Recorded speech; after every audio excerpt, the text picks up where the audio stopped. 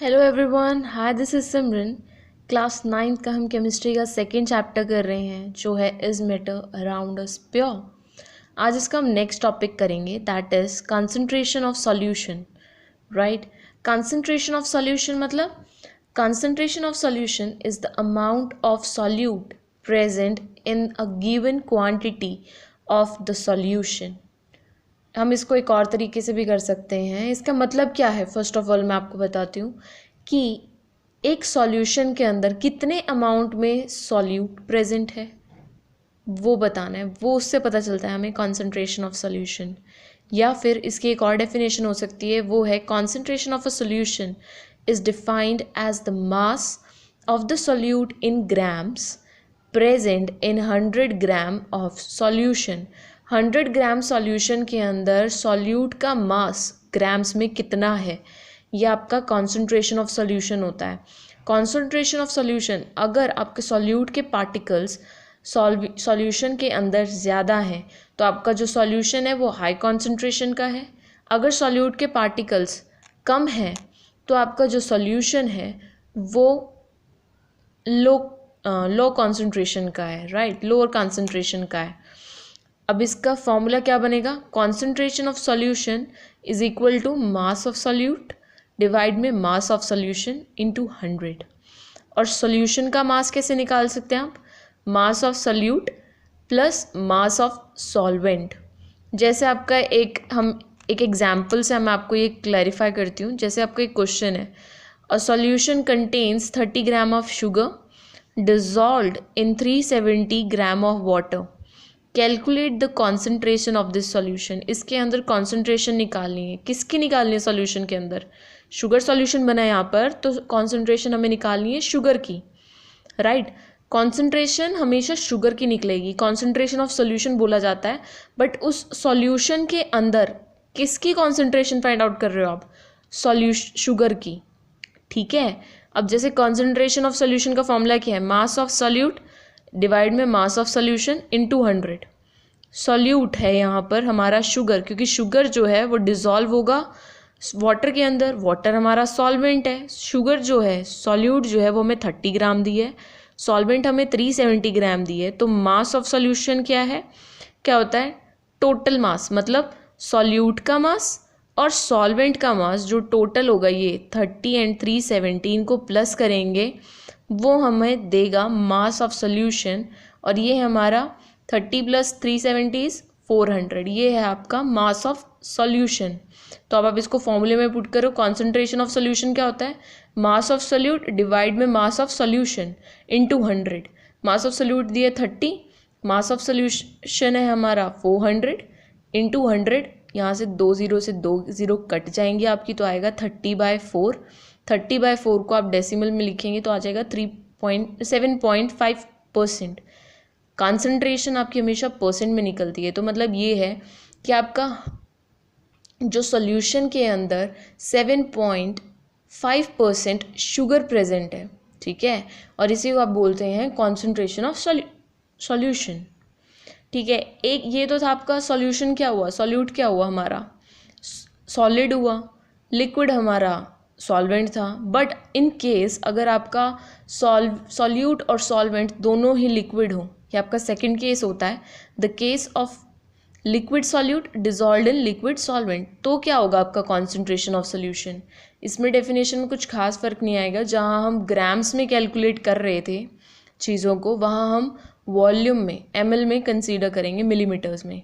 तो concentration of solution क्या होगा, is defined as the volume of solute in millilitres present in 100 millilitres of solution. ठीक है, तो फॉर्मूला चेंज होके बन जाएगा volume of solute divide by volume of solution into 100। Volume of solution क्या होगा हमारा, volume of solute plus volume of solvent.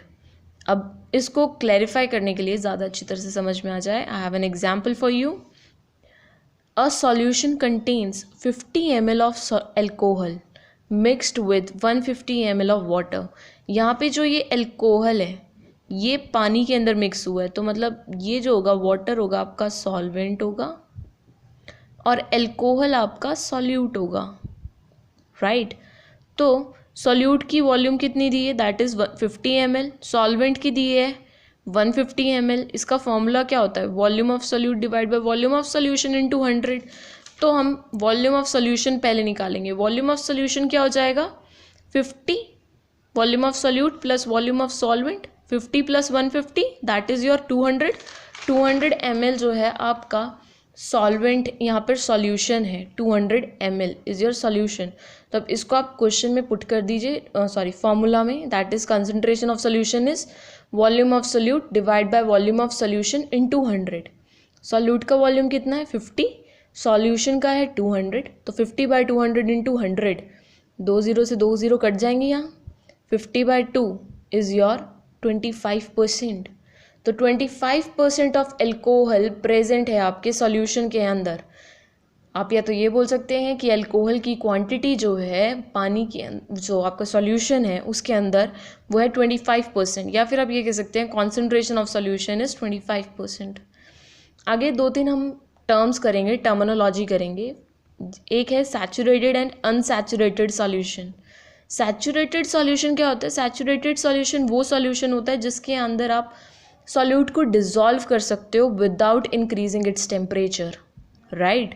तो इसकी डेफिनेशन क्या होगी, a solution in which more quantity of solute can be dissolve without raising its temperature. आप temperature को rise किए बिना उसको सॉल्यूट को मिक्स कर सकते हैं सॉल्यूशन के सॉल्वेंट के अंदर। जैसे अगर आप पानी लीजिए, आप थोड़ा उसके अंदर शुगर मिक्स कीजिए, मिक्स हो जाएगी, तो वो जो सॉल्यूशन बनेगा वो सैचुरेटेड सॉल्यूशन बनेगा। अनसैचुरेटेड सॉल्यूशन क्या होता है, जहाँ पर सॉल्यूशन के अंदर सॉल्यूट डिसॉल्व ना हो उस टेम्परेचर के ऊपर। फॉर एग्जाम्पल, अगर आप पानी लीजिए और उसके अंदर सपोजिंगली आपके पास पानी है, उसके अंदर आप मड या फिर एलम होती है ना फिटकरी, वो आप उसको मिक्स कीजिए एलम को, क्या एलम मिक्स हो जाएगा, नहीं, आपका नॉर्मल टेम्परेचर पर मिक्स नहीं होगा, राइट। तो क्या है, वो एक अनसैचुरेटेड सॉल्यूशन है। क्या अनसैचुरेटेड सॉल्यूशन को सैचुरेटेड सॉल्यूशन में कन्वर्ट किया जा सकता है, बिल्कुल किया जा सकता है।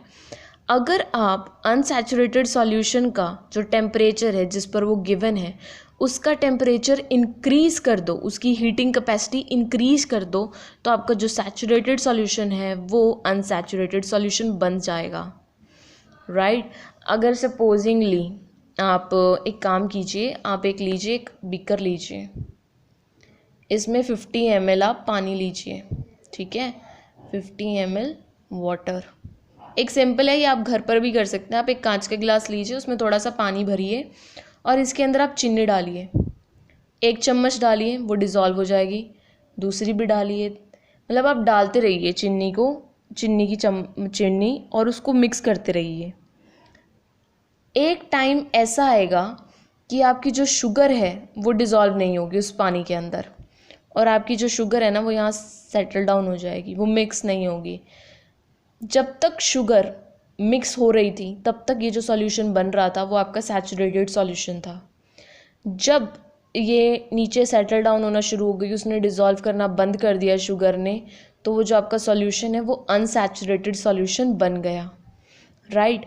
अगर आप इस सॉल्यूशन को आप हीट करेंगे गैस के ऊपर, आप एक सॉसपैन लीजिए, उसके अंदर इस सॉल्यूशन को डालिए और इसको हीट कीजिए और फिर इस चीनी को मिक्स करके देखिए, ये चीनी आपकी डिज़ोल्व हो जाएगी। तो क्या हुआ, आपने नॉर्मल टेम्परेचर जो था जिस पे सॉल्यूशन था उसका टेम्परेचर इंक्रीज़ कर दिया, तो आपके जो सॉल्यूट है वो डिज़ोल्व हो गया। That means your solute become unsaturated solution become saturated solution, right. अगर आपका जो अनसैचुरेटेड सॉल्यूशन है, ठीक है, क्या ऐसा हो सकता, अगर टेम्परेचर इंक्रीज़ करते हैं तो हमारा सैचुरेटेड अनसैचुरेटेड बन जाता है, अनसैचुरेटेड सैचुरेटेड बन जाता है। बट क्या, देखो, अनसैचुरेटेड सैचुरेटेड बनता है विद इंक्रीज इन टेम्परेचर, ठीक है। अगर क्या ऐसा हो सकता है कि आपका जो अनसैचुरेटेड सॉल्यूशन है वो आपका सैचुरेटेड बन जाए, ऐसा हो सकता है। आपका जो सैचुरेटेड सॉल्यूशन है, ठीक है, जो हमें गिवन है, सॉल्यूशन के अंदर अवेलेबल है, अगर उसका टेम्परेचर हम लोअर कर दें, राइट, अगर उसका आप टेम्परेचर लोअर कर देते हो जिस टेम्परेचर पे वो प्रेजेंट है, तो उसके जो डिज़ोल्व पार्टिकल्स होंगे ना कुछ, वो भी वो जो हैं वो आपके सेपरेट आउट हो जाएंगे, सॉलिड क्रिस्टल की फॉर्म में निकल आएंगे, राइट। तो हम अनसैचुरेटेड सॉल्यूशन क्या होता है, जिसके अंदर आप और ज़्यादा क्वांटिटी में सॉल्यूट पार्टिकल्स को डिज़ोल्व कर सकते हैं विदाउट रेजिंग इट्स टेम्परेचर। और सैचुरेटेड क्या होता है, जिसके अंदर आप सॉल्यूट पार्टिकल्स को और डिज़ोल्व नहीं कर सकते हो जो टेम्परेचर गिवन है। नेक्स्ट जो टर्म आती है वो आती है सॉल्युबिलिटी की। सॉल्युबिलिटी के maximum amount of solute which can be dissolved in 100 gram of solvent at a specified temperature is known as solubility of that solute at in that solvent। मतलब solubility क्या है, कितनी अमाउंट में आप solute को dissolve कर सकते हो एक सॉल्वेंट के अंदर। बस यहाँ पर आपको डिफाइन कर दिया है कितना होना चाहिए सॉल्वेंट, वो होना चाहिए 100 ग्राम सॉल्वेंट, राइट। तो 100 ग्राम सॉल्वेंट के अंदर आप कितनी क्वांटिटी में आप सॉल्वेंट को, मैक्सिमम सॉल्यूट को आप डिज़ोल्व करते हो, वो आपकी होती है solubility of that solute, right. अब इसका एग्जाम्पल आप कैसे दे सकते हो कि आप अगर आपको देखना हो कि इसके ऊपर इफ़ेक्ट टेम्परेचर का और प्रेशर का क्या है, तो क्या होगा, अगर आप सॉल्युबिलिटी सॉलिड्स के अंदर, ठीक है, अगर आप सॉल्युबिलिटी सॉलिड की लिक्विड्स के अंदर आप इंक्रीज़ करते हैं, टेम्परेचर इंक्रीज़ करने पे इंक्रीज़ होती है और टेम्परेचर डिक्रीज़ करने पे डिक्रीज़ होती है। मतलब आप कहें सॉल्युबिलिटी जो होती है सॉलिड्स की, ऑफ सॉलिड्स इन लिक्विड, वो इंक्रीज़ करती है विद इंक्रीज़ इन टेम्परेचर। तो आप एक बात बोल सकते हैं, जो सॉल्युबिलिटी होती है वो डायरेक्टली प्रोपोर्शनल होती है टेम्परेचर के। अगर टेम्परेचर इंक्रीज़ करेगा तो सॉल्युबिलिटी भी इंक्रीज़ करेगी। बट क्या प्रेशर का इसके ऊपर सॉलिड्स के केस में प्रेशर का कोई इफ़ेक्ट होता है इसके ऊपर? No effect. ये चीज़ आप ध्यान रखिए, अगर प्रेशर में कोई चेंज आता है तो सॉल्युबिलिटी ऑफ सॉलिड का के ऊपर कोई फ़र्क नहीं पड़ता है, ठीक है। जबकि जो सॉल्युबिलिटी ऑफ गैसेस होती है,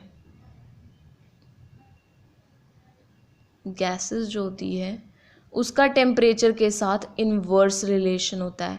अगर सॉल्युबिलिटी ऑफ गैस इंक्रीज़ करेगी तो टेम्परेचर डिक्रीज़ करेगा, अगर सॉल्युबिलिटी ऑफ गैस डिक्रीज़ करेगी तो टेम्परेचर इंक्रीज़ करेगा। और इस केस में जो हमारा प्रेशर होता है उसका डायरेक्ट रिलेशन होता है। तो आप ये रिलेशन कर सकते हो कि प्रेशर अगर इंक्रीज़ होगा सॉल्युबिलिटी ऑफ गैस इंक्रीज़ करेगी, अगर डिक्रीज़ होगा तो ये भी डिक्रीज़ करेगी। नेक्स्ट जो टर्मिनोलॉजी आती है वो आती है फिज़िकल चेंज की। फिज़िकल चेंज क्या होता है, आपने छोटी क्लासेस में किया होगा कि वो चेंज जिसके अंदर कोई नया सब्सटेंस नहीं बनता। लाइक अगर आप पानी है उसको फ्रीजर में लगा के उसकी आइस बना लें, क्या कुछ चेंज हुआ है? कोई नया सब्सटेंस बना है? कोई प्रॉपर्टी में चेंज आया है? नहीं आया ना। तो जस्ट एक फिज़िकल चेंज हुआ है वो। मेल्टिंग ऑफ आइस एक सिमिलर एग्जाम्पल होगा। ऐसे केमिकल चेंज क्या होता है, जिसके अंदर नया सब्सटेंस बनता है, बट वो जो नया सब्सटेंस बनता है उसकी केमिकल कॉम्पोजिशन में भी डिफरेंस होता है, डिफ़र होती हैं वो केमिकल कॉम्पोजिशंस। तो वो केमिकल चेंज होता है। जैसे बर्निंग ऑफ मैग्नीशियम वायर या बर्निंग ऑफ पेपर। क्या आग जब एक पेपर जल जाता है, क्या उस जले हुए पेपर से आप वापस पेपर बना सकते हैं उस राख से? नहीं बना सकते ना। आप सिंपल सा याद रखिए, अगर वो चेंज हो रहा है, कोई नया सब्सटेंस बन रहा है, उस नए सब्सटेंस से वापस आप उसकी ओरिजिनल स्टेट बना सकते हैं तो वो फिज़िकल चेंज है। अगर नहीं बना सकते, वो इरिवर्सिबल है, नहीं चेंज हो सकता, वापस उसको आप रिवर्स नहीं कर सकते, तो वो एक केमिकल चेंज है, राइट। ये टर्मिनोलॉजीज फिनिश होती हैं। अगर आपको ये वीडियो पसंद आई है तो प्लीज़ इसे लाइक कीजिए, ज़्यादा से ज़्यादा लोगों तक इसे शेयर कीजिए। एंड अगर आपको कोई डाउट है तो मुझसे कमेंट सेक्शन में पूछिए and do subscribe my channel. Thank you.